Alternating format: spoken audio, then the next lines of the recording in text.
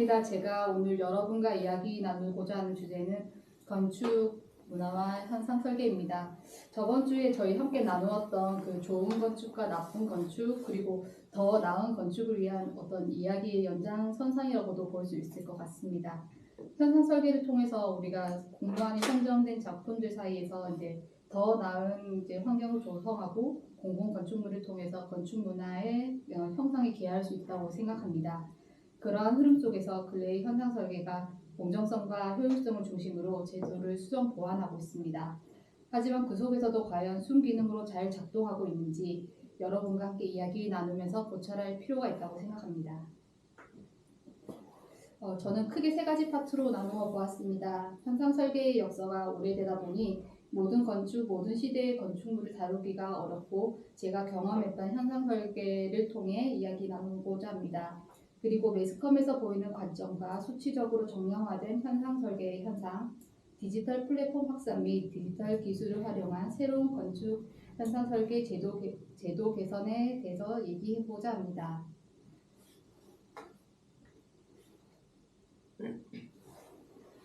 1960년대 이후로 우리나라나 여러 다른 나라에서 공공 건축물 설계가 현상 설계를 본격적으로 도입하였습니다.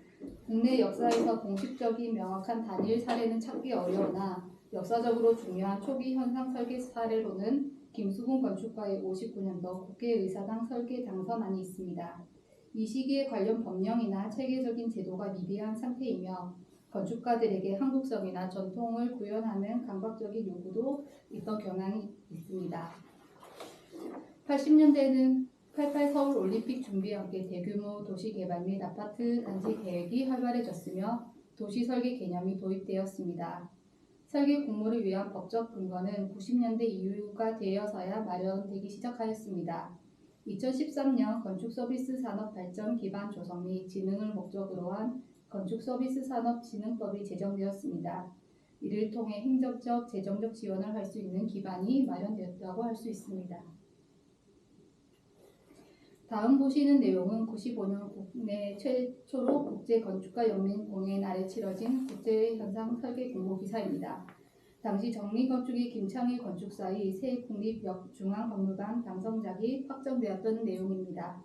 여기서도 한국 전통 곡선미를 살린 우수작 평가받아가 눈에 띕니다. 당선 이후 실시 설계는 95년에서 97년, 준공연도는 2004년입니다. 국립중앙박물관은 당시 박물관의 규모와 위상, 용산이라는 장소성과 대지, 성격 등 여러 면에서 대한민국 최대 문화시설 프로젝트였으며 대형 설계사무소가 단독으로 출품하여 당선된 최초의 사례입니다. 거울못이라는 대형 호수 사이에 위치시킨 건물 배치, 남산을 북쪽으로 건축물 사이에 비워내는 형태감 등이 매우 인상적입니다.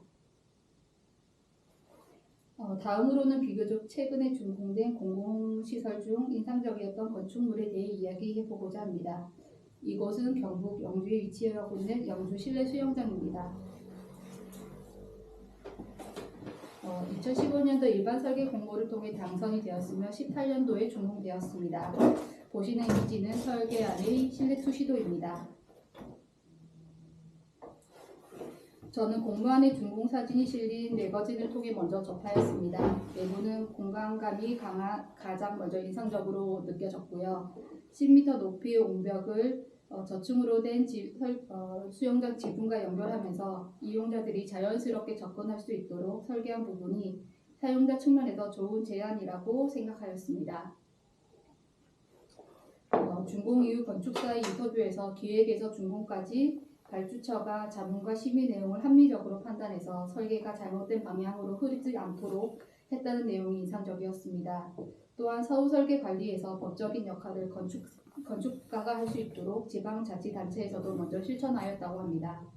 설계자는 기획과 설계 공모 단계에서부터 준공까지 총 사업기간에서 설계 의도 구현을 위한 당사자의 업무 범위는 건축 설계자로 한정되어야 한다는 어려움을 토로하기도 하였습니다.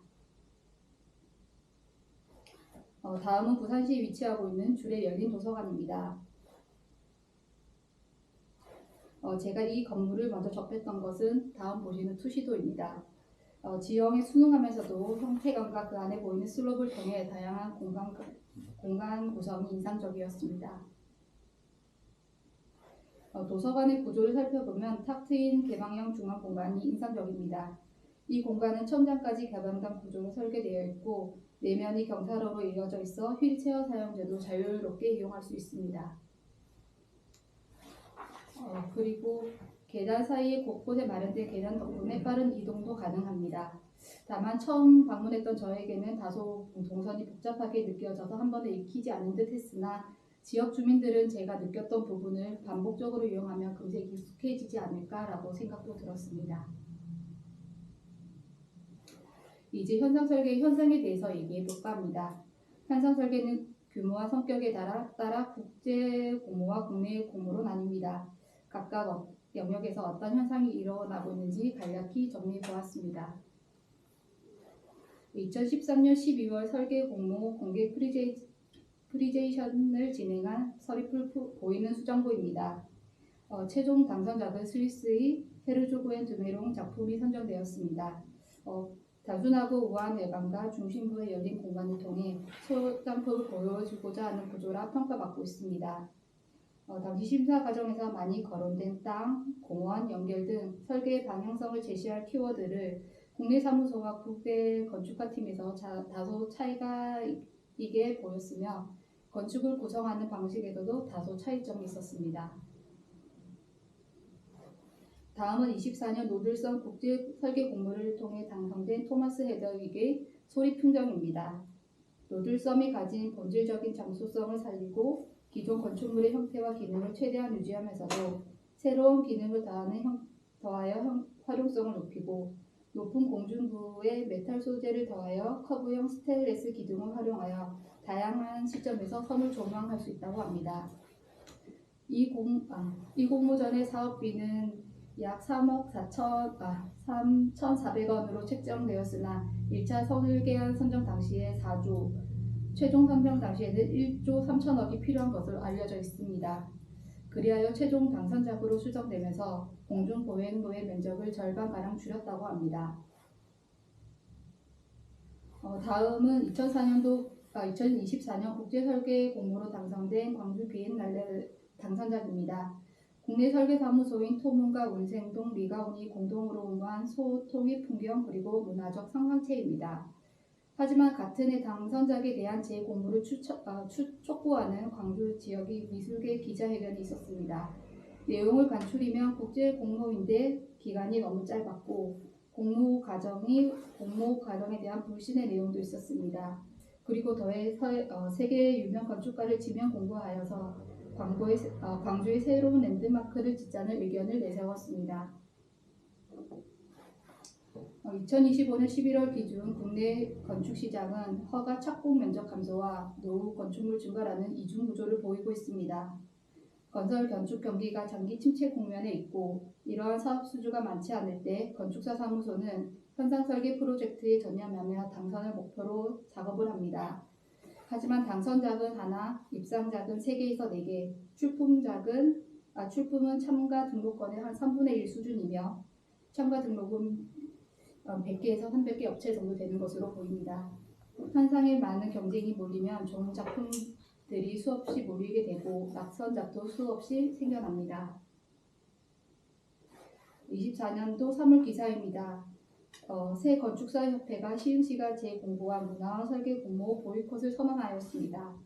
22년도에 진행된 설계 공모 당선 과정에서 연면적과 관련된 공사비 산정의 문제점, 당선안에 대한 무분별한 수정과 구조 변경 요구, 용역 연장을 빌미로 한 무상의 추가 과업 강요 등 권력 남용의 일이 있었다고 합니다.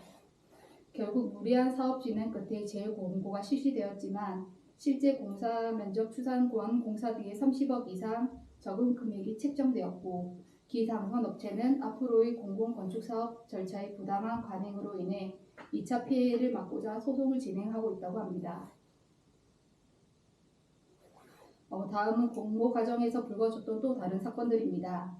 당선안의 대지 경계선을 초과, 부지 경계나 면적을 초과하거나 이미 조작한 당선작에 대한 공정성 논란, 해외 건축물과 유사하다는 표절 시비, 심사위원과 참가업체 간의 과거 용역 수행 사실 등에 대한 당선 취소 사례도 있었습니다. 정리해보자면 현상 설계를 발생하는 요소들은 다음과 같다고 볼 수 있습니다. 건축에서 가장 중요한 문제는 건축가의 비전이 현실화될 수 있도록 여건이 형성되어 있느냐입니다. 민간 건축에서는 건축주가, 공공설계에서는 발주기관 및 심사위원이 그것을 좌지우지합니다. 그동안 심사에 관련되어 지적되어 온 문제들은 다음과 같습니다. 심사의 공정성에 대한 의문, 심사위원들의 전문성보다 인원 안배에 대한 지적이 있습니다. 건축가 또한 당선을 의식하여 심사의 성향에 맞춰서 안을 작성한 것이 아닌가 하는 안이한 태도가 있는지 돌이켜보아야 할 필요가 있습니다. 이러한 현상 설계에 관한 누적된 문제들을 통해 심사위원 선정부터 평가 방식까지 제도의 근본적인 개편이 필요하다고 생각됩니다. 이러한 다양한 문제점을 해결하기 위해 국내외에서 다양한 현상 설계 온라인 플랫폼들이 운영되고 있습니다. 기존의 문제점을 극복하기 위한 방법이지만 또 다른 차별과 문제점을 야기하고 있지 않은지, 그렇다면 당사자인 건축가, 건축사들이 제안할 수 있는 아이디어들이 어떤 것들이 있는지 다음의 주제들을 보고 자유롭게 토론해 주시길 바랍니다.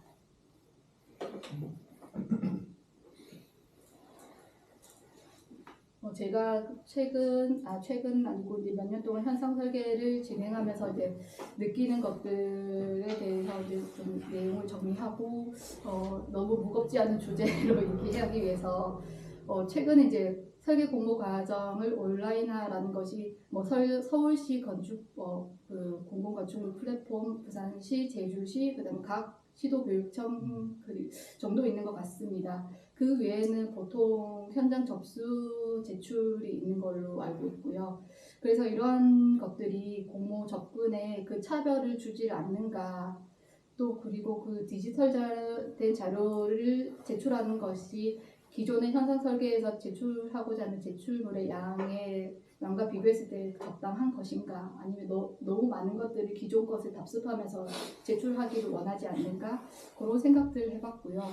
또 이게 온라인화되면서 가지고 있는 문제점이라고 생각합니다. 공개에 대한 적정성, 저희가 어쨌든 창작물을 설계하는 과정인데 이게 최근에 이제 뭐 표절 시비도 있고 전부 어쨌든 저희가 시간과 정성을 쏟아서 내는 건축물에 그 받는 어떤 보상에 비해서 너무 많은 정보를 제공하고 있는 건 아닌가, 아니면 이 정보 제공이 정말 공정한 문화로 정착할 수 있는 것인가, 아니면 정보를 제공하지 않는 것이 창작물을 보호하기 위해서 맞는 것인가, 또 그런 생각이 들고요. 또 다른 방식으로는 요즘에 이제 유튜브 통해서 생중계하는 이제 설계 심사 공모 방식이 있습니다. 그것 또한 어떨 때는 제가 봤을 때 이게 굳이 온라인으로 유튜브 생중계 송출이 정말 투명한 거라고 말할 수 있는가, 그리고 비대면이나 뭐 많은 방식들을 이제 뭐 도입하고 있는데 과연 이게 심사위원들의 토론이 정말 토론인가 아니면 오히려 심사위원이 궁금했던 부분들을 설계자와 질의응답을 통해서 많은 것들을 더 가치 있는 것들을 끌어낼 수 있지 않을까, 그런 생각도 해봤습니다. 그 외에 또 뭐 이런 아직은 뭐 논의가 되지 않고 이제 온라인화와 더불어 AI가 설계 공모에 어느 정도 뭐 판단할 수 있지 않는가, AI를 도입해서 뭐 평면의 구성, 법규, 기타 다양한 것들을 1차적으로 AI 통해서 뭐 검수 할 수 있는 게 가능한 것인가, 그런 다양한 이야기들이 나오더라고요. 그래서 여러분들이 그냥 현상 설계 하시면서 느꼈던 것들 어떤 거 있을지 이야기 부탁드립니다. 지금 건축사님이 갖고 오신 그 4가지가 지금 그동안 그 공모전을 해오시면서 네네. 되게 고민하고 퀘스천 마크를 부여했던 그 항목이네요. 네네. 이게 온라인화가 이것도 좀 장단점이 있더라고요. 이게 현장 접수를 해야 되는 공모 같은 경우는 저희가 이제 물리적으로 이제 먼 경우에 현장 접수를 해야 되면 이게 뭐 프로그램이나 그 현상 설계 내용은 재밌어 보이는데 그걸 또 접수하러 가기까지 상당한 그 소요가 되니 이거는 그냥 안 해야지. 이거는 다음에 해야지. 근데 그렇게 하다 보니 오히려 그 온라인 공모에 많이 이게 뭐라 해야 되지? 몰리더라고요. 어떤 공모는 제가 접수만 300개 업체였고 그럼 300개에서 몇 개 업체가 출품할까 했는데 70개 업체가 출품을 했었고요.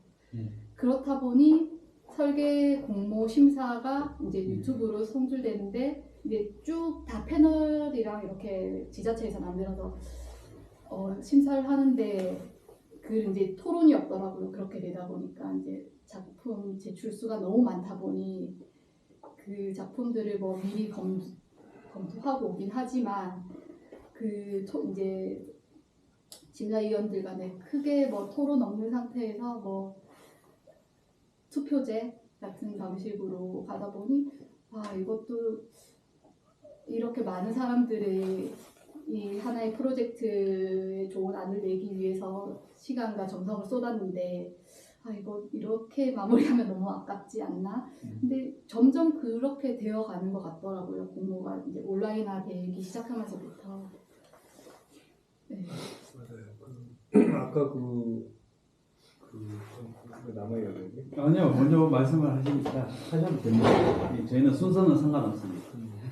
아니 아까 현장 접수하고 온라인 접수하고 아까 안경이 없어가지고 제가 못 봤는데 비교하신 거죠? 네, 이거는 정건축사님께서 이거는 서울 쪽이고요. 이거는 부산 쪽. 그러니까 참가 등록이 5건이고 이거 잘못된 것 같아요. 네. 그죠? 네.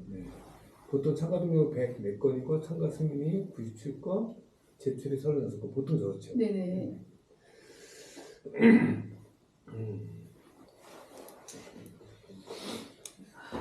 이게 참 무겁지만 말하기도 좀 어려운 그런 이야기인데, 일단 제가 봤을 때는 전반적인 문제점보다는 좀 이슈화될 것들이 좀 몇 가지 있는 것 같아요. 저도 뭐 현상 설계를 했지만 이 과연 그 공정성을 과연 나눌 수 있을까? 다시 말하면 온라인 접수라든지 오프라인 접수를 그냥 나눴을 때 이 온라인 접수가 어떻게 보면 모든 사람들한테 모든 열린 기회를 주는 거죠. 근데 또 한편으로 봤을 때는 이 지역적으로 봤을 때는 이 지역 건축가를 살릴 수 있는 방법이 있을까? 물론 그 깊이에 대해서는 지금 논할 게 아닐 것 같고, 일단 다시 돌아와서 이야기를 하면, 물론 실력의 차이에 따라서 그 현상 공모의 당선 결과가 나눠지는 건 맞아요. 근데 이게 저희가 이제 수도권이나 아니면 비수도권이나 이러한 지역 차이에 대한 그 건축의 깊이라든지 난이도가 다르다 보니까 그렇게 돼버리면 어떻게 봤을 때는 공정한데 이거 어떻게 봤을 때는 불합리한 거죠. 이 체급이 다른 사람들끼리 경쟁을 해야 되니까 결국에는 밀리는 거는 체급이 약한 사람이 밀릴 수밖에 없거든요. 그래서 그런 것들을 한번 이야기를 해볼 필요도 있고, 그 다음에 두 번째는 그런 것도 있어요. 심사 과정이 있죠. 저희는 한 달, 두 달, 세 달 동안 노력과 시간을 쏟아부어서 창작품을 냈는데, 심사하시는 분들은 심사하는데 일주일 딱 걸려요. 그렇죠. 제 도서 1차 심사하는데 일주일도 안 걸리고 어떻게 봤을 때는 한 5일에서 3일? 근데 그것도 정량적으로 5일이나 3일을 보는 것인지 아니면 정말 다른 일 때문에 제대로 보지 않고 오시는 건지, 그런 문제점. 그 다음에 과업지 시설을 한번 읽고 오시는 건지, 그런 것도 조금 의문이 듭니다. 왜냐하면 이게 도로가 그러니까 주출입구 그러니까 대지의 고저차에 따라서 입구가 날 수 없는 네. 부분인데 입구가 나 있어요. 그럼 이거는 틀린 건데 나중에 결과론적으로는 그게 무시해도 평면에서 봤을 때는 깔끔하고 좋은 동선이라서 그게 당선안이 되더라고요. 근데 결국에는 당선이 되더라도 차후에 실시 설계에 넘어가면서 B안이나 C안의 좋은 점들이 다시 그 A안으로 들어가더라고요. 네 맞습니다. 네, 그래서 그러한 것들. 그러면 다시 말하면 심사위원들 분들도 열심히 보시는 분도 계시지만 그 과업에 대한 내용을 전혀 모르시고 오셔서 만약에 그 2차 때나 3차 때 그 심사를 하시면서 1번, 2번, 3번의 발표자의 내용을 듣고 그제서야 이제 네 번째에 제대로 된 네. 심사를 하는 경우가 있더라고요. 그래서 그러한 점들. 그러니까 현상 설계가 이 구조적으로 문제되는 부분도 있지만 이 안에서의 각각의 영역에서의 문제점 이런 것들이 조금 발생을 하더라고요. 그리고 마지막으로는 이제 당선되고 난 뒤에 왜냐면 이 심사위원분들이 고심을 하고 그 과업지시서에 맞춰서 이 위치에 제대로 설계된 안을 뽑았는데 이 높으신 분들에 의해서 이 처음에는 세모난 모양이 나중에 동그랗게 변하더라고요. 그렇게 했을 때는 이 현상 설계를 왜 했나? 그 건축가의 고민이 전혀 반영되지 않는 이 행정적인 이런 것들 때문에 조금 마음이 아픈 경우도 많이 겪어봐서 과연 이런 것들은 어떻게 해결을 해야 되는지 한번 아쉬움과 네. 그러한 문제점을 한번 이야기를 해봤습니다. 그래서 이런 것들을 저희가 솔직히 어떻게 봤을 때는 조금 무겁고 이야기 꺼내기 힘들어요. 근데 저희는 이 이야기를 한번 꺼냄으로써 한번 우리가 나아가야 방향이라든지 이 현 시점에 대해서 조금 논할 필요가 있다. 아까 말씀하신 자료들도 참 잘 봤는데 결국에는 마지막에는 그러한 가능성이랑 새로운 모색을 네. 찾아야 되니까 제가 조금 무거운 말을 했습니다. 이건 나중에 유튜브 나가면 나 대단 날 거거든요. 그 요즘에 AI로 저희가 설계를 이렇게 딥하게 할 수는 없고 이렇게 이렇게 하면 인명 계획이나 어떤 조감도 풍경 이런 것까지는 조금 작업을 하더라고요. 그래서 얘가 네. 과연 이런 되게 복잡한 내용들을 다 고려하고 대지 현황과 그런 조건들을 다 만족하고 한 법규까지 다 체크하면서 AI가 설계 공모안의 그런 것들을 평가할 수 있을까? 그런 생각도 드는데 어떻게 보면 학습시키면 될 수 있을 것 같기도 하고 네. 그 건축 설계에서는 AI를 아직 다들 이용해 보신 적은 없어요? 건축 설계에서는 네. 아직 이용을 해보지 못했고요. 좀 빠른 설계 사무실에서는 이미 약간 기본 인면 매스라던가 평면까지도 기본 한두 번 네. 돌려본다고 하는 빠른 쪽은 그렇게 진행하고 있다고 듣긴 했었는데 그러니까 컨셉 잡을 때 그렇게 이용을 한다더라고요. 왜냐면 이제 말 그대로 A라는 컨셉이 있고 B, C라는 컨셉이 있으니까 이거를 A, B, C, D를 다 적용을 했을 때 우리가 정말 가고자 하는 방향이 어딘지를 좀 가이드라인을 정해줄 수 있는 그런 용도로 좀 쓰고 있더라고요. 구조적으로 문제가 있다고 제가 이제 써본 거는 구조 사항에 대해서 뭔가 궁금하거나 해결책이 좀 생각이 안 날 때 이런 거 물어보면 얘기를 해주는데 내가 이거 정확하게 안 돼 이거 틀린 걸 얘기하기도 하더라고요. 그럴 때는 잡아낼 수 있는데 얘가 내가 모르는 거를 얘기했는데 이거 100% 신뢰할 수 있는가? 그러니까 신뢰성에 아직 그 문제가 있는 것 같고 또 주변에서 이제 살펴봤던 것 중에 하나는 학생들이 초기 아이디어 구상할 때도 좀 이용하긴 하더라고요. 내가 뭐 어떤 형태, 어떤 분위기에 뭐 이런 계획을 하고 싶은데 하면서 그 사례 이미지를 저한테 보여주더라고요. 그래서 이런 걸 벌써 건축 설계에 반영을 할 수 있구나 생각하면서 이게 지금 뭐 시간의 문제지 또 네, 창작의 영역에 또서 어느 정도 가이드가 될 수 있을까 또 이런 것도 있고 뭐 AI는 새로운 완전한 한 꼭지로 나중에 이슈 토론을 해야 될 것 같고 네. 이제 AI가 갑자기 껴들어서 네. 어쨌든 오늘의 이슈에 크리티컬한 것은 이 현상 설계에 대한 본인의 그동안의 어떤 아쉬웠던 점 아니면 앞으로 어떻게 이거를 바꿔나왔으면 좋겠다는 이야기잖아요. 근데 그걸 현상 설계를 AI가 이제 심사하는 걸 대체한다고 하는데 AI가 들어왔는데 아직까지는 뭐 AI가 심사까지는 언젠가는 나올 수는 있겠죠. 그거는 뭐 모를 일이니까. 그래서 지금 아직 AI 단계는 그냥 오퍼레이터 정도 시키는 단계이지 사실 크리에이티브한 어떤 그런 거를 뽑아내거나 뭐 도면을 만들어주는 정도 그러니까 투시도 그 정도인 것 같고 어쨌든 저는 현상 설계 오늘의 이슈가 너무 이렇게 네.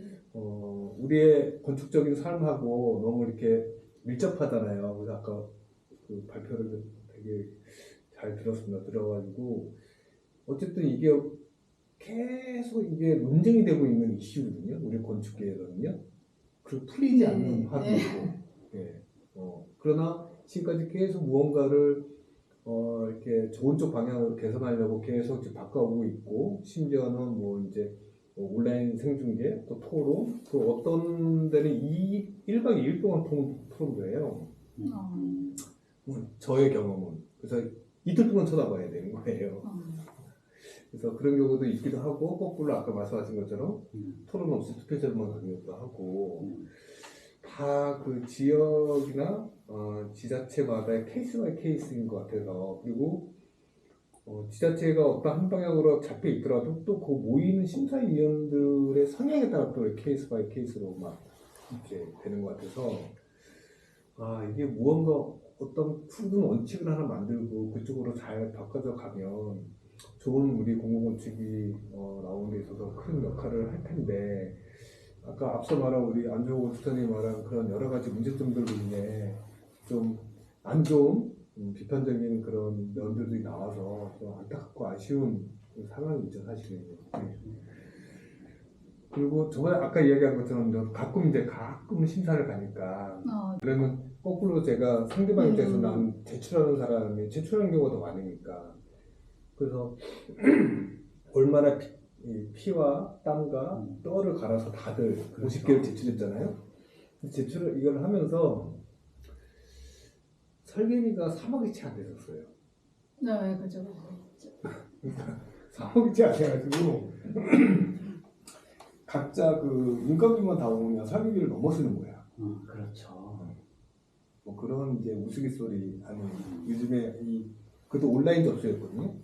온라인 접수였기 때문에 물론 도판 다 온라인 접수하고 도판 이런 것들이 그 전체적으로 하고 있는 그분들이 다 출력해서 지자체 출력해가지고 다 거시는 것 같아요. 그래서 많이 우리 그 건축가들 위해서 편리하게 편의성을 많이 가지고 있는 것 같은데 그런 걸 보면서 너무 과도하게 몰리는 경쟁으로 인한 에너지와 비용의 어떤 또 그런 문제도 있지 않을까라는 게 저희가 하나 짚고자 하는 문제점 중에 하나.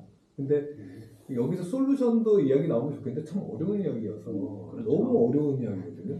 이 솔루션이. 왜냐면 정량적인 평가가 아니고 정성적 평가이니까 이거를 어떤 식으로 기준을 잡고 정성적 평가를 하는 그거에 대한 이야기는 정말 밤을 새도 못할 것 같은데 그래도 뭐 좀 이렇게 많이들 이렇게 응원하고 하시니까 나는 이랬으면 좋겠다.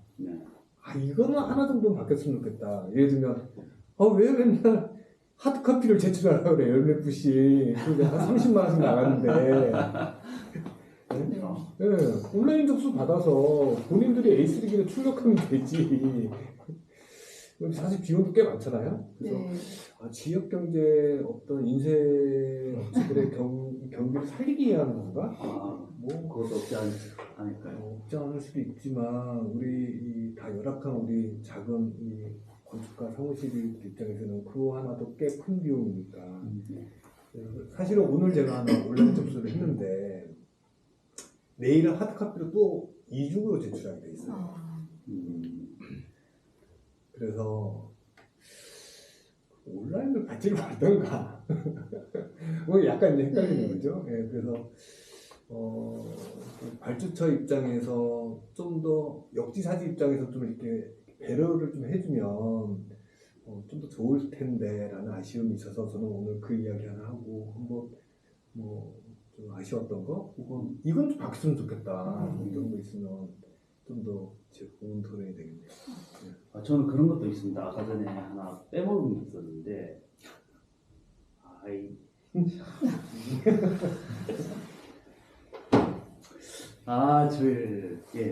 녹화가 참 눈에 거슬리는데 일단 그런 거 있어요.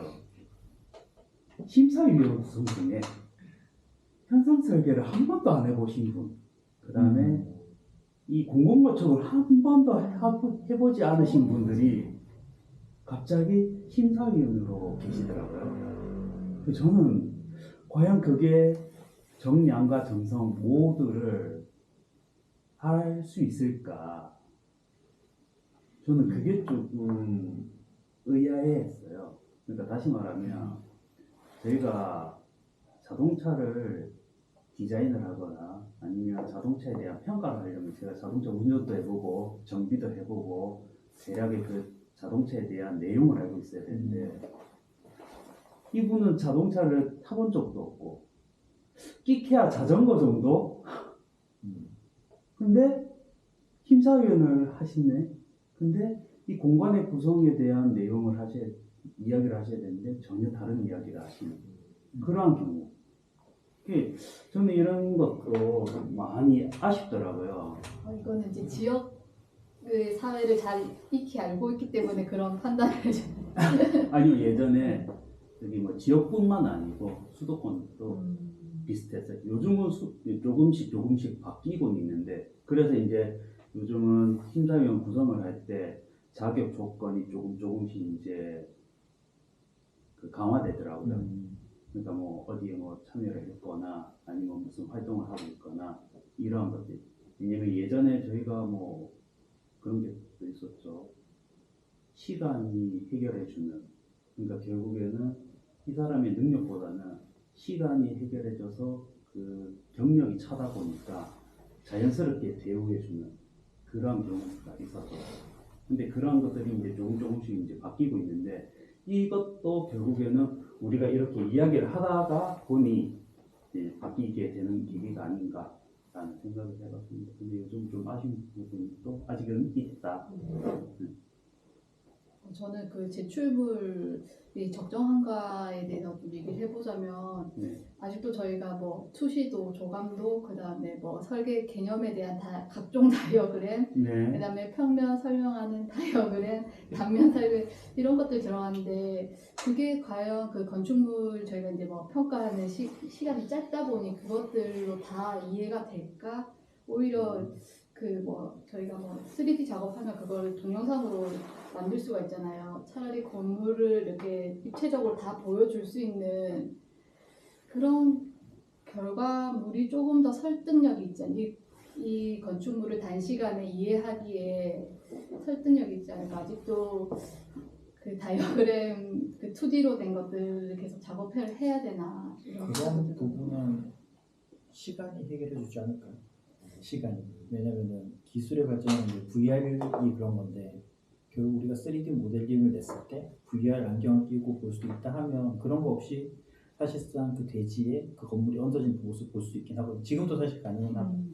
근데 그게 이제 아까 이야기한 것처럼 이게 어디까지 제출을 해야 되냐에 가서 결국에는 조금 걸리긴 하겠지만 근데 그게 아예 모양이 보이면 투시도라는 걸 굳이 할 필요는 없는 게 사실인 것 같고 그 다음에 평면, 단면, 인면 정도 하고 딱 면적표만 있으면은 그 모든 거는 그 안에서 볼 수 있기 때문에 아니면 이제 쉽게 말해서 자기가 흔히 말하는 가이드라인 하나만 하면 되겠죠. 뭐 그러니까 애니메이션 라인을 하나 해놓고 아, 그쵸. 시점. 내가 보여주고 시점 어떻게 하겠다. 뭐 그렇게 하면서 자연스럽게 보는 사람이 이렇게 보는 우리가 3D로 보게 되면 아까 그런 것들은 자연스럽게 좀 사라질 것 같긴 하고 그게 아직까지 어쩔 수 없이 모든 사람이 2D로 보게 되고 평면화시켜서 보기 때문에 그런데 저는 사실 현상을 하진 않지만 현상이 가장 불합리하다는 게 그런 것 같아요. 저번 주 주제가 좋은 건축이긴 했지만 사실 현상이 제일 나쁜 건축인 것 같아요. 제일 그러니까 왜 그러냐면은 그 많은 사람들의 아이디어를 그렇게 표현하고 했던 거를 건물이 짓자마자 일반인 아무도 모르거든요. 어떤 고민이 있어서 이렇게 건물이 나왔고 동선이 있고 그러니까 누군가가 건축물을 보러 갔을 때 가이드를 누가 해서 설명해 주지 않는 일반인은 그냥 그렇네라고 보는 것밖에 없기 때문에 근데 이건 사실 전문가를 위한 그냥 전문가만을 위한 건데 아까처럼 말한 것처럼 전문가가 보는데 그런 걸 굳이 또 만들어야 되냐 이게 사실 아까 그 몇백 팀이 했었지만 몇백 팀이죠 사실 엄청나게 많은 사람들이 시간과 노력을 투자해서 만드는 건데 자기들은 1등 당선되면 설계비 얼마 줄게라고만 해놓고 보이지 않는 걸 엄청나게 많이 쓰는 거잖아요 자원을 그런 거에 따지면 사실상은 너무 그래서 아까 그런 내용들은 아마 시간이 해결해 주지 않을까 일부 그럼 아직은 조금은 어렵지만 그런 거는 시간이 좀 해결해 주지 않을까 싶어요. 근데 아까 말씀하신 것처럼 저희가 아날로그에서 디지털로 전환되는 시점이면 결국에는 이 디지털적인 파일로 좀 가름하고 정리를 해야 되는 부분들인데 아날로그와 디지털 사이의 경계에서 애매하게 아날로그 자료와 디지털 자료를 함께 요청하시는 분도 있고 저는 저번에 그런 경우도 있었어요. CD를 구워라는 지금 때가 어느 때인데 메일로 발송해도 되는 걸 왜 굳이 그렇게 CD로 받아야 되는지 USB로 준다니까 꼭 CD로 남겨야 되겠다고 달라고 하더라고요. 쉽지 않아요. 네. 그리고 아까 전에 부스 제작하는 그런 설계 설명서 이런 것도 솔직히 조금 낭비죠. 낭비. 그 말씀에 동의하는 바가 일반 공모든 제한 공모든 설계 설명서 제안서를 꾸리는 목차의 순서들을 다 이렇게 적어주잖아요. 몇 페이지 뭐 하는 거. 그러면 아시다시피 그 다이아그램 저 다이아그램 하고 너무 형식적으로 이제 이렇게 다 내려오는 그런 틀들을 언젠가 한 번은 좀 바뀌어지지 않을까라고 저도 희망하고 있는데 그래서 결국엔 공호건축에 있어서 자기의 아이디어를 자기가 자유롭게 좀 기술할 수 있게끔 제안할 수 있게끔 좀 여지를 열어주면 좋겠는데 그 틀을 너무 가둬놔가지고 거기에 맞춰서 편집 못하는 느낌? 그거는 좀 빨리 바뀌었으면 좋겠다. 좀 자유롭게 기술하자. 자유롭게 제안하고 그러니까 아까 동영상을 제작하든 아니면 평면 있는 단면으로 자기가 보여주든 어쨌든 자기의 어떤 아이디어를 건축이라는 그 공간 안에다 최대한 보여주면 좋을 것 같은데 너무 틀에 갇혀가지고 그 안에서 이제 허우적대다가 근데 사실 쓸데없는 것도 너무 많거든. 그렇죠. 그 심사는 딱 계획을 하기도 모자란 시간에 결국은 배치 평면 단면 보는데 제 배치 평면 단면과 그다음에 조감도나 투시도 퍼스펙티브를 보면서 그 땅을 어떻게 이해했고 그 땅의 이 건축의 태도가 어땠는지를 그걸 파악하려고 심사위원들은 무지하게 노력을 하는데 뒤에 있는 이상한 공사비 산출 내역부터 시작해서 친환경 설비 이거 다 똑같은 거잖아요. 네, 친환경 에너지 어떻게 하겠다. 그래서 좀 더 이 공공건축의 아이들을 담을 수 있는 자유로운 그 틀이 열렸으면 좋겠다라는 생각이 저도 듣고 보니 또 저도 거기서 이야기를 좀 해봅니다. 저도 그 말에는 공감을 합니다. 왜냐면 어차피 10가지 요소를 다 지키기보다는 최소한의 부류만 딱 4-5가지 정도만 왜냐면 그거는 평가의 기준이 되어야 되니까 남들과 다른 평가 기준이 되어야 되니까 그것들은 지키되 나머지는 자유롭게 할 수 있는 부분이 있어요. 너무 오랫동안 그 틀이 유지되고 있는 것 같아요. 그렇죠. 언젠가는 이제 그 틀이 이제 깨질 텐데 결국에는 우리 그 땅을 어떻게 우리가 읽고, 그죠? 그 다음에 그 안에 쓰여지는 쓰임새에 대해서 프로그램을 내가 어떻게 넣느냐가 제일 중요해요. 그래서 결국은 배치 평면 단면인데, 좀 궁금한 거 있을까요? 네. 혹시 그 현상에 참여한 사람이 시위를 같이 해서 들어간 거는 하나도 없지 여태. 그건 안 되죠. 그게 아니고 딴 게 아니고 우리가 사실 TV에 엄청 많이 나오잖아요. 경연 프로그램들이. 걔들 경연 프로그램들이 어떻게 돼 있냐면 전문가가 있고 전문가가 주는 배점이 따로 있고 시민들이 배점한 게 있는데 우리 시민까지 가기 너무 커지니까 근데 사실상 심사위원도 전문가긴 하지만 심사위원도 전문가긴 하지만 그 현상을 준비한 사람들이 제일 그 건에서 잘 알거든. 그 사람들도 한 사람당 2표 정도 다 공개해서 그 사람들이 이거 2개는 괜찮겠다. 자기 거 제외한 2표를 뽑아서 같이 가산을 붙이면 사실 그게 좀 더 공정한 게 아닌가. 왜냐 그렇게 되면 아까 말했듯이 면접 안 받거나 법규가 틀렸거나 그런 사람들은 어느 정도 배제가 또 될 수 있는 그 안전장치일 것 같긴 한데 그러니까 오히려 참석한 사람만이 낸 사람만이 자기들이 투표를 해줄 수 있기 때문에 그게 오히려 보면 더 나은 방법의 심사가 아닌가. 물론 그 심사위원회 배점이 조금 더 크긴 하겠지만 그렇게 되면 오히려 1등다운 1등이 더 나오지 않아. 자기들이 봐도 한 사람들이 아니까 아까 말한 것처럼 동선 자체가 안 맞는 거는 이건 배제돼야 되나요? 다 안 줄 수도 있는 거고 누가 봐도 이거는 내 거보다 나은데 왜냐면 보면은 아니까 보면은 분하지만 내 거보다 잘했다. 그런 경우도 있긴 하죠. 자연스럽게 수긍하고 그러면은 이게 아무리 많이 모이고 누가 있고 뭐 그게 있다 하더라도 그런 거에 대해서는 조금 더 나아지는 방향이 아닐까. 오히려 우리가 관계 없는 사람보다 수렴하고 그렇게 그것에 되면, 대한 다양한 의견을 교환할 수 있는 그 판이 커지는 거. 제출자가 진짜. 아니 만약에 우리가 냈으면은 우리 중에서도 2명씩 뽑는 거죠. 잘하는 사람을. 내가 생각했을 때 잘하는 사람 순위가 아니고 자기가 못 뽑고. 그렇지 자기가 못 뽑고. 그런 점도 아쉽더라고요. 제가 이게 제출하고 나서 이제 심사위원회 평가를 많이 보긴 하지만 내가 이 생각한 고민이 정말 중요하다고 생각했는데 다른 이 같은 것에 대해서 고민했던 분들의 의견이 어땠고 나는 이걸 극복하기 위해서 어떻게 했고 좀 다양한 그 끝난 이후에 그런 이야기, 토론 이야기 이런 게 없는 게 되게 그냥 그때 딱 제출하고 뭐 발표할 때까지 끝. 그러니까 좀 다 이게 일회성인 느낌.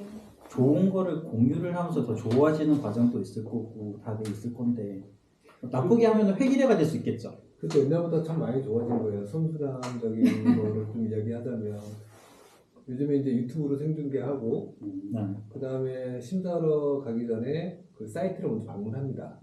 뭐 다 그런 건 아닌데 그렇게 정말로 사이트도 다 방문하고 그 다음에 그 사전에 심사위원들이 다 그 설계서 지침서 다 읽고 열심히 공부하고 가서 심사를 하는 경우도 많고요. 또 특히 또 그런 심사일수록 그 생방송에서 열띤 토론을 해요.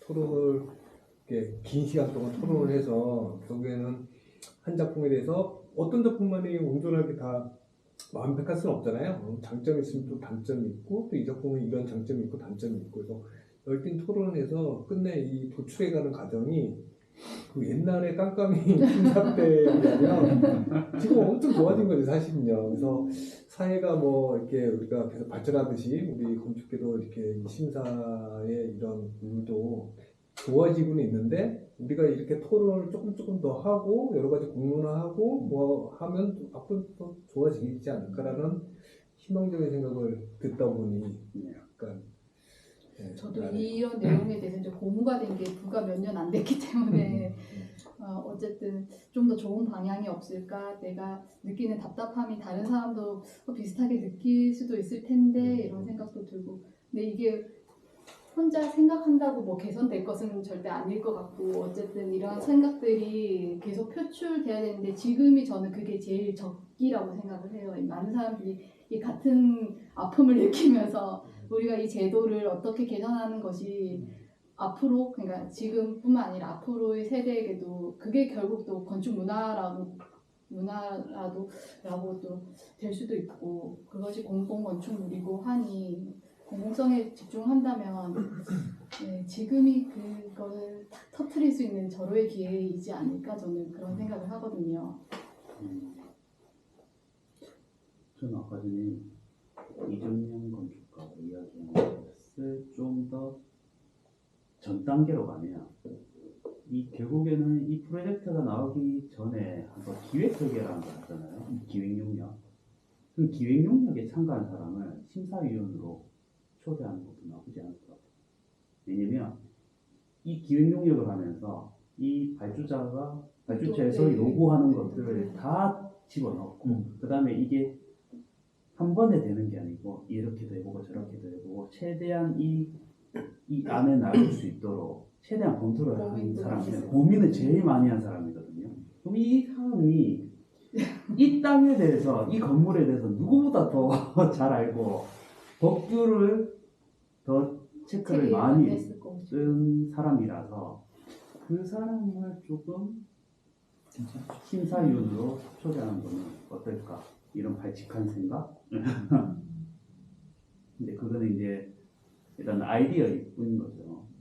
나중에 뭐 문제의 소지도 있지만 그거는 일단 다 배제를 하고 그런 간혹 그런 경우가 있는 걸로 제가 얼핏 들었는데. 강의요. 예. 그러니까 사실 공공건축가로 개입이 돼서 네. 저는 주제가 일어나서 기획 설계 때부터 관여를 해가지고 심사까지 가는 경우도 있거든요. 공공건축가가. 근데 이제 그런 것들을 잘 안 하고 있는 그런 좋은 점이 있음에도 불구하고 그렇죠. 왜냐면 전체를 다 알고 있으니까. 이 다른 분들은 너무 아, 제 주제가 저는 아까도 이정원 사 착한 이미지 남으려고 그런 거 얘기했지만 아닌가? 주제가 이거라서 네. 할 말은 참 많은데 하세요. 안 하는 걸로 마음먹었어요. 안 하기로 마음먹어. 녹화가 되고 있기 때문에 안 하기로 마음먹었습니다. 그래서 지금 아무 말도 안 하고 있는 거예요. 혼자 착한 사람은 아니 저는 혼자. 아니 근데 이게 그거는 있는 거 같아요. 그러니까 진짜 하고 싶은 말은 다 빼고 하고 싶은 말만 공식적으로 해도 되는 말만 비전하게. 얘기를 하면 네. 저는 사실 이거를 되게 한 몇 년간 고민을 해봤었거든요. 현상 공모가 왜 있다? 이제 있다. 왜 이럴까에 대해서 일단 그러고 나서 혼자서 몇 개 이걸 내린 결론들이 몇 개가 있었는데 그 중에 뭐 이렇게 하면 되는 거 아닌가? 뭐 이런 생각들을 막 했던 것들이 있었어요. 근데 그 중에서 아무리 의견을 내도 바꿀 수 없는 게 있으니까 예를 들어서 심사위원이 심사를 해야 된다는 거. 절대적. 네, 그거는 바꿀 수 없으니까 그거는 이제 뭐 여러 행정 절차가 연관돼 있는 거라서 그럼 얘를 덜어내고 나머지 거에서는 좀 합리적으로 바꿀 수 있는 게 없을까라고 했을 때 저는 사실 제출물이 너무 많다고 봐요. 너무 많아요 제출물이. 난 설계 설명서라는 게 필요 없다고 보거든요. 이걸 왜 냈는지 도저히 도저히 이거를 전 이해할 수 없어서 아니 열심히 만들어낼 거예요. 열심히 만들어낼 거예요. 근데 저는 그게 더 차라리 도판 A1 도판 2장에 A4 세로 규격의 6장 내에 설계 설명서 끝. 이게 제일 합리적이라고. 그리고 온라인 접수, 온라인 제출. 굳이 출력본을 15부씩 갖다 주는 것도 아닌 것 같고 그냥 그건 그냥 성실. 돈을 날리는 거예요. 허공에. 로또 사는 것처럼. 그래서 이것도 아닌 것 같아서 그냥 온라인으로 도판 2장 이제 설계 설명서를 내는데 이 설계 설명서에 들어가는 것도 뭐 개요나 이제 설계 의도 그리고 세상 제일 필요 없는 게 계략 공사비 산출이죠. 이건 아무 의미 없거든요, 사실. 뭐 법규 검토 정도는 들어가더라도. 친환경. 그러니까 저희가 설계 설명서를 만들 때 단면도 이후의 건 다 필요 없다고 봐요, 저는. 구조, 아니 너무 이렇게 설비. 얘기하면 또 혼나는데. 그렇죠. 사실상 네, 그 뒤에 거 뭐 건축, 구조, 토목, 환경, 친환경, 에너지 절약 뭐 쭉 붙잖아요. 사실 이거는 실시 관련. 아무 의미가 없다라고 보거든요, 저는. 그래서 얘는 다 빼고 그냥 그렇게 간략하게 내는데 이것도 뭐 그러니까 도판으로 판단이 돼야 된다고 봐요. 그냥 만약에 낸다고 하면 그걸로 뭐 조감도 표현은 뭐 자유롭게 할 수 있다고 하더라도 그러니까 그 정도가 돼야 접근이 더 편하다는 거죠. 이거에 대해서 부담 없이 접근할 수 있고 그리고 지역 할당, 그러니까 지역 공모를 유지하는 것 자체는 저는 좋다고 보는데 그렇게 하지 않으면 너무 지역 건축사들은 더 힘들어지니까 그거는 좋다라고 보는데 이건 조금 위험한 얘기일 수도 있습니다만 저는 그 심사위원 분들이 심사하는 걸 유튜브 생중계하는 거는 뭐 그런 공정성이 때문에 한다라고 쳐도 왜 발표를 하는지는 모르겠어요. 참가자가. 저는 지금도 그건 약간 이해가 안 가요. 제출자가 가서 발표를 해요. 그게 과연 공정한가에 대한 생각을 아주 많이 해본 적이 있었어요. 심사위원 앞에서 이 작품은 제 작품입니다라고 얘기하고 나가서 말하는 게. 그거 자체가. 그래서 정말 이거를 공정하게 한다고 치면 지금 이제 점수제가 아닌 투표제로 바뀌는 추세잖아요. 그러면 심사위원분들이 5분이 계시면 5분들을 다 각각 골방에 넣어요. 이렇게. 블라인드 네, 넣은 다음에 제 작품 제출수가 뭐 한 5, 60개가 나온다. 그럼 처음엔 20개씩 찍으세요. 해서 다 받고. 그런 다음에 또 걸러내고 다시 또 여기서 10개 찍어주세요. 거르고 해서 한 대여섯 작품이 나올 때 계속 각각 이걸 각자, 투표하는 거죠.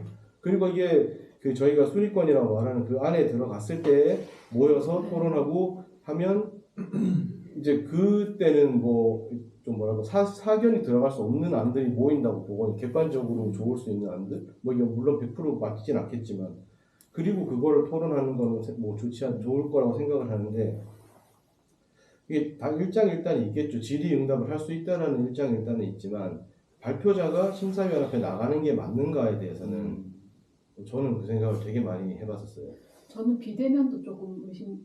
아니요, 저는 아예 제출자는 발표를 해서는 안 된다고 생각을 해요. 내 목소리조차 들리지 말아야 한다. 네, 그 점에서 저도 조금 그런 생각 들었고 네. 어디 지자체에서 이제 제출하러 갔더니 그 주무관이 물어보시더라고요. 이거 하는데 비용이 얼마나 들었냐고. 그 순간 이거 뭘 물어보는 거지? 이거 출력해온 비용 물어보는 건가? 일단 첫 번째 느낌은 그때 되게 많았거든요. 내야 되는 것들이 이거 물어보는 건가? 아닐 텐데. 그럼 내가 이거를 뭐 정말 설계사무소 운영하는 입장에서 이것에 대한 어떤 그 가치라고 해야 될까요? 금전적인 가치라고 해야 될까요? 이걸 말해야 될까? 도대체 뭐 어떤 대답을 원했던 걸까? 또 제가 알기로는 그때 또 많이들 제출을 하셔가지고 아마 그래서 물어보신 건가? 네, 설계사무소의 고충을 여쭤보시는 건가? 웃기긴 하네요. 그 발표를 한다는 건 익명성이라고 해놓고 이름 없이 제출했는데 그 사람 얼굴을 내민다는 건 그럴 거면 차라리 도판에 그냥 건축사 사무소 그러니까 차라리 적어서 내는 게 그러니까 의도는 알겠어요. 그러니까 이거에 대해서 나는 심사위원분들은 이게 궁금한데 네가 왜 이렇게 설계했냐를 물어보시고 싶으신 거겠죠. 네, 그걸 물어보고 싶으신데 그러면 그 이전에 그 서면으로 질의를 서로 받아야죠. 만약에 그걸 정말 정확하게 질문 자체가 순수한 목적이라고 한다면 네, 그것 때문에 전 되게 한동안은 되게 좀 의아했었어요. 예전에도 한번 전 예전에 한번 공모를 제출하고 마감을 딱 해놓고 저 가족 이제 그거 접수해놓고 이제 가족 여행 가야지 하고 제주도를 간 적이 있었어요. 근데 갑자기 거기서 전화가 왔어요. 발표 있는 거 아시죠? 예? 왜요? 그 지침서에 발표 내용이 없었어요. 없는데 보통 발표를 하잖아요. 하지만 없기도 하고 있기도 하니까. 네, 그래서 명기된 항목이 없기 때문에 저는 발표가 없다라고 생각했죠. 그래서 언제 돼요? 네. 언제래요? 그날이 저는 제주도에 있는 날이었어요. 그래서 비행기를 타고 돌아와서 발표를 위해서 발표를 하러 왔죠. 왔더니 취소됐대요. 그 자체가요? 네. 그래서 다시 비행기를 타고 돌아가서 너무 나쁜 네, 아니 이건 웃자고 얘기인데 그냥 그런 것처럼 그러니까 저는 그때도 제가 잘했던 게 발표를 한다는 의도는 알겠고 이게 왜 하는지도 알겠고 그것 때문에 더 어떤 뭐 이렇게만 표현하는 거지만 어떤 그 효과를 보는 참가자도 있을 거라는 생각은 해요. 하는데 그냥 순수하게 이게 이 현상 공모라는 본질을 생각을 해보면 발표를 과연 하는 게 맞는가? 그렇다면 이 발표 이전에 심사위원은 이미 그 전에 다 내용을 보잖아요. 믹도판하고. 그럼 여기에 대해서 공적으로 서로 문서로 질의 회신을 하는 게 맞는 게 아닌가. 그것도 뭐 그런 생각을 좀 해봤었는데 근데 그게 이제 안 바뀐다고 하더라고요. 앞으로 바뀌지도 않을 거고. 그게 이제 발주처 입장에서는 혹시나 있을지 모를 그런 어떤 공정성의 시비를 아예 차단하기 위한 방법 중에 하나더라고요. 보니까 발표를 하고 그걸 이제 온라인으로 그 시간 안에 온라인 생중계를 하고 그건 것도 이거 5분 저희 항상 지키잖아요. 5분 넘어가면 네. 더 이상 발표 못하는 그런 것들이 행정 절차상의 투명성에 대한 어떤 대안으로 나온 거라서 바뀌지는 않을 거라고 하더라고요. 앞으로 계속. 근데 이제 어디까지나 그럼 안 바뀌는 거라서 이해는 하고 저도 거기에 순응을 해야 되겠지만 다만 이게 하는 게 맞나에 대한 의문은 있고 그럼 이거는 못 바꾸는 거라 하더라도 현실적으로 바꿔도 무리가 없는 건 제출물 분량 정도는 바꿀 수 있는 거 아닌가. 이게 또 직접 제출이 아니라 온라인으로 다 할 수 있는 거 아닌가. 그 정도는 바꿔줘도 좋지 않겠나 생각이 들 때 있어요.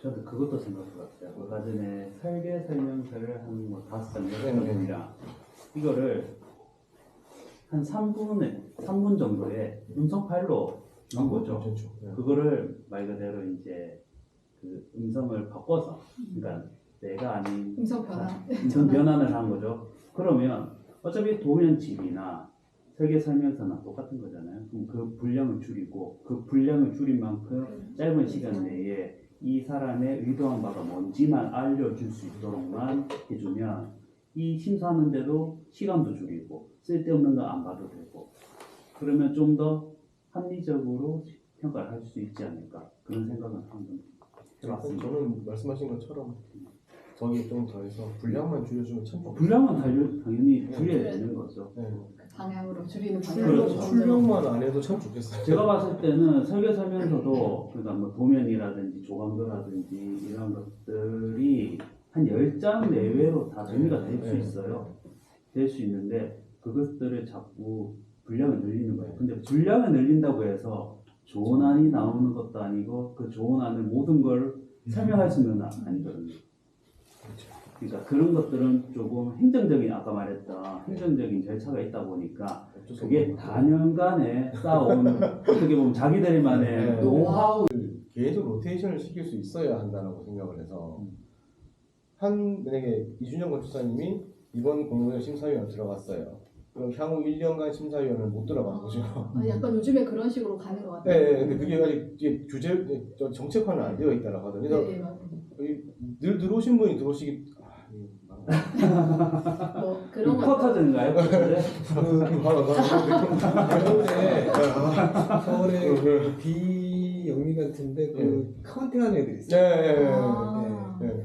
저분은 몇 올해 몇 번. 네. 카운팅에서 하는 분들이 있어요. 저 예전에 한 2년간 그 세본 적 있었거든요. 진짜로 아, 뜨는 공모 다 개인적으로 열어보고 그냥. 예. 이분 몇 번 들어왔다. 아직인데. 예. 근데 그런 것도 뭐 하면 안 되나 생각해봤지만 뭐 이게 또 한번 제가 은근히 물어보니 인력풀이 없다라고 네, 해서 근데 그것도 그렇게 하려고 이제 조짐은 있는 것 같은데 하면 정착은 안 네, 됐고 그런 그래서 이제 창의적으로 필요로 어떻게 하다 하는가. 다양한 의견들이 그거는 하면은 진짜 좋은 얘기다. 진짜 좋은 아이디어인데 그건 하면 되게 말이 많아질 것 같아요.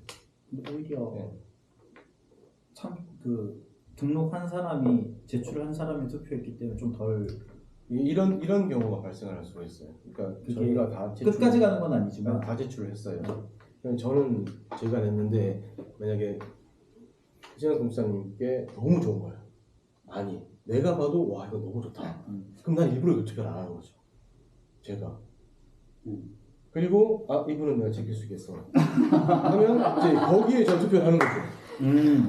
그게 그런 문제가 발생을 할 근데 수가 있죠. 형만 그런 게 여기서 다 그러면 제일 안 좋은 안이 1등하고 될 수도 있겠네요. 그러니까 그거를 당해보는 사람이 이제 그 사람을 알기 때문에 왜냐면 근데 그게 그 결과적으로는 그렇게 되면은 그때부터는 자기의 선택도 있기 때문에 아마 조금 더 나아지지 않을까. 그다음 공개를 해야 되는 것 같아요. 서로 안을.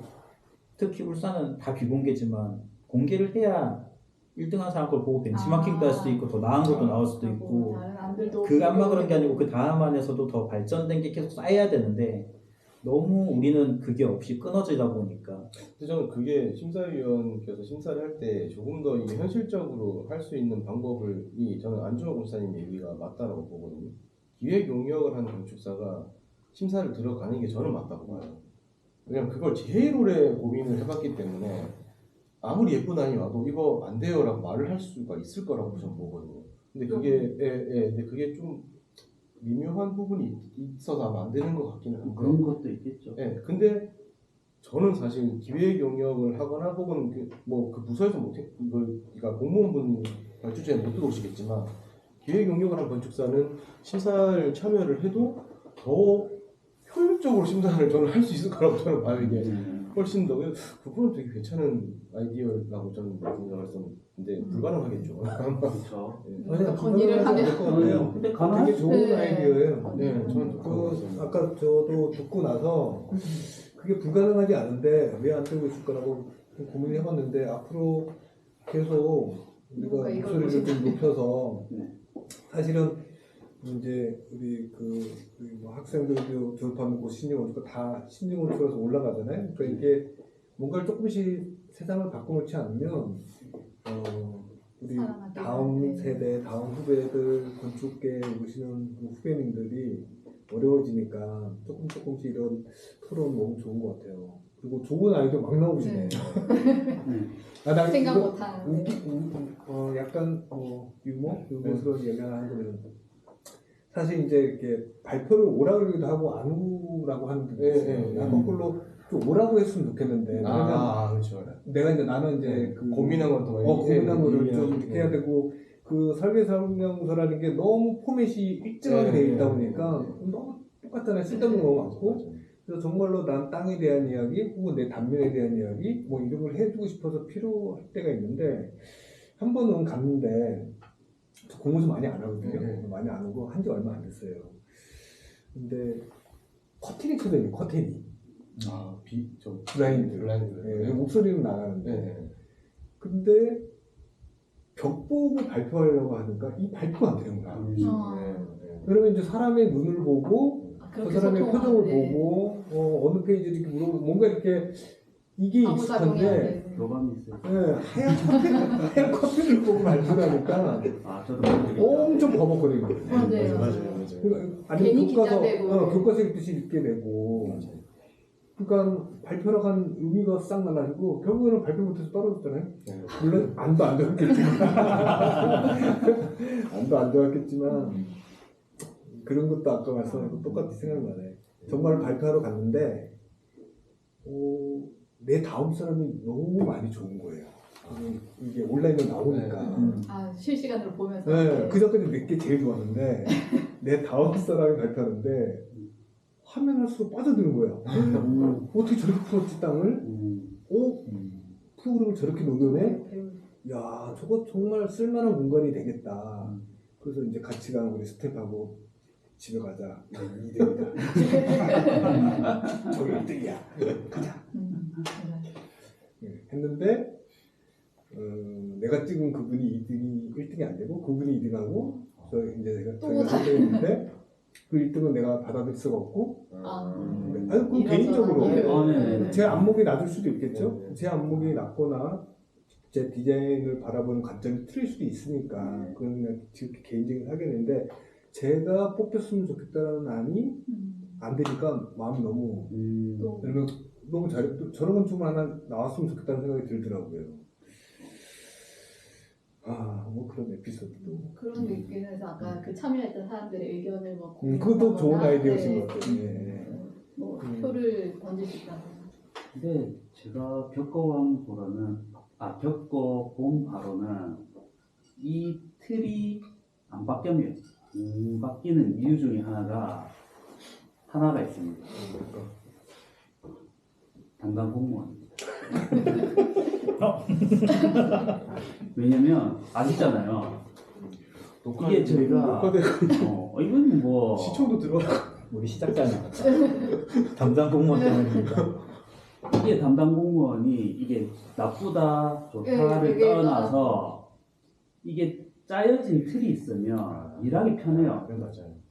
근데 만약에 우리가 이런 이야기를 함으로 인해서 뭔가 요소가 하나하나 추가될 때마다 일이 엄청나게 많아지고 그러니까 이 사람이 원래 업무는 다른 업무인데 그러니까 주 업무가 주 업무로 2개 정도가 돼버리는 거죠. 그렇죠. 제 아시는 사람 중에는 퇴근도 못하고 밤을 새서라도 해서 정리를 하더라고요. 현상 공모를 그러니까 뭔가 새로운 시도를 해서 평가는 좋았어요. 네. 근데 아. 자기가 너무 힘들어요. 그러니까 이 주변 사람들은 그거를 보고 난 저렇게 하지 않아야지. 그러면 이 그건 조금, 네. 기본적인 틀에 따라가자. 왜냐면 이거는 진짜 자기 그 인생이라 하면 안 되지. 자기 업무의 하나일 뿐인데 이거를 이렇게까지 영혼을 너무 보내야 영혼과 시간을 갈아 넣어서 할 필요가 있을까라는. 왜냐면 우리 입장에서는 엄청나게 큰 공모인데 그분한테는 그냥 이게 하나 일밖에 안 될 수가 있다 이거죠. 그러니까 그런 인식을 조금 바꿀 필요가 있다. 최근에는 그래서 그 공모전 플랫폼으로도 많이 넘어가고 있잖아요. 네. 타 지역의 전국 공모 뜨는 거 보면 플랫폼에서 그냥 받기도 하는데 그렇죠. 조금 용역을 다른 그것- 쪽으로 네, 줘서 그것도 개선을 방법이 한다거나. 그렇죠. 이게 저는 그러한 부분도 좀 좋다고 생각을 해요. 이게 우리가 아웃소싱이 너무 안 좋은 건 아닌데 전문적인 사람한테 맡기면 그 일이 깔끔하게 전문적으로 정리가 되니까 그러한 플랫폼을 통해서 정리하는 것도 나쁘지 않다고. 저는 근데 그 생각도 은근히 있었어요. 이건 뭐 되게 좀 웃긴 얘기인데 저희가 무슨 현상을 하면 2억부터 10억 뭐 이상 이렇게 쭉 금액이 나뉘잖아요. 네네. 그러면 소위 그러니까 2억 뭐 2, 3, 4억 사이의 건들에 대해서는 네네. 아까 말씀드린 것처럼 그냥 온라인으로 좀 간략하게 받아주고 네네. 우리가 봐도 이거는 공사가 좀 큰 건이다 싶은 더 많이 그러니까 그분들이 가져가시겠지라고 딱 나오는 공모전들 같은 경우는 아예 그 제출량 어마무시하게 많이 주고 네네. 그렇죠. 그렇게 해주면 안 되나? 꼭 맞습니다. 네. 왜냐면 이게 10억짜리 공사에 그러니까 맞게끔 10억짜리 설계나 네. 1억 5천짜리 설계나 네. 양은 똑같아요. 제한 공무원에는 설계를 네네. 제출 이 혼자서 뭐 이런저런 생각을 다 해봤어요. 그렇게 좀 가볍게 해주면 안 되나? 좀 이렇게 뭐 그게 꼭 뭐 그렇게 돈 액수로 나누면 안 되긴 한데 그래도 조금 더 이렇게 접근하기 쉬운 거 쉽게 만들어주고 정말 이거는 공사가 크다 싶으면 아주 어렵게 만들어주고 어차피 이제 그분들께서 많이 오실 거니까 그분들을 위해서 해주고 그러면 안 되나? 그런 생각도 해본 적은 있었어요. 제가 이거 아까 이야기가 나온 이야기 중에 하나인데 아까 우리 안 건축사님하고 우리 전 건축사님이 말씀하신 것 중에 받아서 이야기를 하나 제안을 하자면 사실 고민 한번 해볼 거리가 있는 게 뭐냐면 지금 이제 이 공모전에 우리 프로세스에 대한 이야기를 지금 뭐 사실은 하고 있었잖아요. 근데 그 앞단계 공모전이 나가기 전에 앞단계 이 기획 설계 아까 이야기 나왔었잖아요. 저는 기획 설계가 정말 중요하다고 보거든요.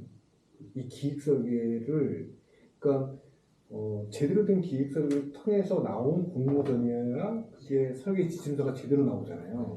네. 그래서 이 공모전에 대한 새로운 시대 가능성의 모색이라는 저거의 5번에 네. 기획 설계에 대한 중요성. 정말로 기획 설계를 설계도 진짜 중요하죠. 진짜 아니 공모전 해보시면 네. 아시잖아요. 설계 지침서가 얼마나 중요한지. 네. 그래서 그리고 아까 말씀드린 기획 설계를 심사숙고해서 정말 잘하신 그런 건축가 분이 계속 심사까지 할 수 있는 그런 아이디어도 또 따라올 수도 있고. 그래서 저는 기획 설계가 그냥 유명무실하게 이렇게 나가는 게 아니라 제대로 좀 나갔으면 하는 그거에 대한 우리가 토론이 좀 필요하지 않을까 이런 생각이 좀 들었습니다. 제가 계기 와서 말이 많았습니다. 아닙니다. 다른 건축사님 얘기하실 거 없으신가요? 제가 말을 할까요? 세 가지 정도 하고 싶은데 첫 번째는 이제 온라인 현상 접수 저거는 저는 발주처의 룰 안에서 현상 설계를 하면 된다고 생각을 하고 그건 뭐 중요한 부분이 아닌데 이제 비용적인 측면에서는 도서가 불합리하긴 합니다. 근데 이번에 뉴스 보니까 또 이재명 대통령께서는 이제 또 종이를 또 보는 걸 좋아하시더라고요. 굉장히 열리신 분이라고 생각을 했는데 왜 이거 도서가 없느냐 이렇게 말씀을 하시기도 하고 제가 봐도 도서를 앞뒤로 비교해가면서 뭐 스케치하거나 이런 것도 자기가 할 수 있는 방법이니까 그것도 뭐 현상 설계 안에서 룰이라고 생각이 들면은 뭐 그 룰 안에서 합리적으로 하면은 될 것 같고 두 번째 공개에 대한 적정성은 지금 뭐 세움터나 이런 데서는 조감도나 이런 게 다 오픈이 돼 있으니까 그거에 대해서는 관심이 있으신 분들은 찾아서 어떤 설계안이 있었는지에 대한 확인이 가능할 것 같고, 좀 합리적인 심사 과정이라고 하면 저는 이제 사전 기획을 많이 해봤는데 즉 교육부에서 지금 진행하고 있는 거는 1차적으로 사전 기획 때 참여 설계가 우선입니다. 그래서 건축가가 아무리 좋은 안을 들고 가도 사용자가 뭐 바꿔달라고 하면 다 바꿔야 됩니다. 근데 그 기획 설계 때부터 그런 합리적인 사용자 니즈를 충족시키면서 그런 공간들이 나오기 때문에 지금은 옛날처럼 그런 수직적인 명령 체계에서 보다는 수평적으로 여러 사람의 의견을 같이 모아서 나오는 기획안이 제일 좋다고 생각이 듭니다. 그래서 현상 설계 때는 기획 설계를 가지고 얼마나 더 합리적으로 풀 수 있는지 한 번 더 디벨롭되는 과정이 있기 때문에 사용자들이 모두 다 니즈를 알고 그 건물을 잘 사용하게끔 되는 것 같아요. 뭐 안 되는 것도 있겠지만 적어도 내 의견도 들어가고 다른 사람들의 의견도 들어가고 어떤 내가 생각했던 부분들이 잘 반영이 된다면 그런 부분에서 기획 설계가 굉장히 중요하고, 현상 설계는 또 그런 걸 잘 풀 수 있는 사람이 가져가는 게 맞다고 생각이 들고, 그러니까 그런 입장에서는 또 요즘에 또 다른 게 교육부 안에서 제가 현상 설계까지도 해봤지만 놀랬던 게 강원도에서 한 분, 충청도에서 한 분, 서울에서 한 분, 전라도에서 한 분, 뭐 경상도에서 한 분 이렇게 모든 지방에서 한 군데 모여서 또 심사를 하시더라고요. 근데 그게 또 기간이 뭐 한 일주일 정도 기간을 들이고 이제 제가 발표를 들어갔을 때 제가 몰랐던 부분도 질문을 하시는 거 보고 요즘에는 또 많이 바뀌었구나 그런 생각이 많이 들었습니다. 그리고 그 토론하거나 이런 것도 유튜브로 이제 나중에 기록을 올려가지고 뭐 다른 사람들 의견도 더 볼 수 있고 했었던 기억이 나고요. 울산에서도 얼마 전에 산악 익스트림 센터였나? 그게 또 뭐 교수님들이나 다른 건축가분들이 같이 토론하는 장면을 약간 좀 다큐식으로 해서 좀 찍어놓은 게 되게 신기하더라고요. 뭐 1부, 2부 해가지고 같이 서서 같이 자유 토론하는 모습을 보니까 울산에서도 저런 분들이 생각이 다른 분들이 있구나, 아니면 다른 지역 건축가들이 뭐 우리 영남 알프스에 대한 생각을 어떻게 가지고 있는지에 대한 것도 공부할 수 있었고, 그런 경험치에 의해서는 뭐 현상 설계가 지금은 인력적인 것들, 뭐 지방자치단체에서 챙기지 못하는 것들이 분명히 있겠지만 지금 봤을 때는 이제 점점 더 발전하고 있다는 모습이 보여서 좀 긍정적으로 저는 긍정적인 마무리가 점점 긍정적으로 발전되고 있는 건 다행이다. 사실이에요. 옛날에 비하면 조금 끝났다. 아니 좋아지고 있는 건 사실이지. 맞죠. 그 속도는 사람이 느끼는 거에 따라 개별적으로 차이가 있을 뿐이지. 이런 작은 변화가 점점 좋은 방향으로 이끌어 갔으면 좋겠고, 어쨌든 개인의 이벤트, 뭐 일시적인 이벤트가 아니라 진짜 건축 문화에 좋은 작용을 하는 그런 현상 설계가 앞으로 되었으면 좋겠습니다. 감사합니다.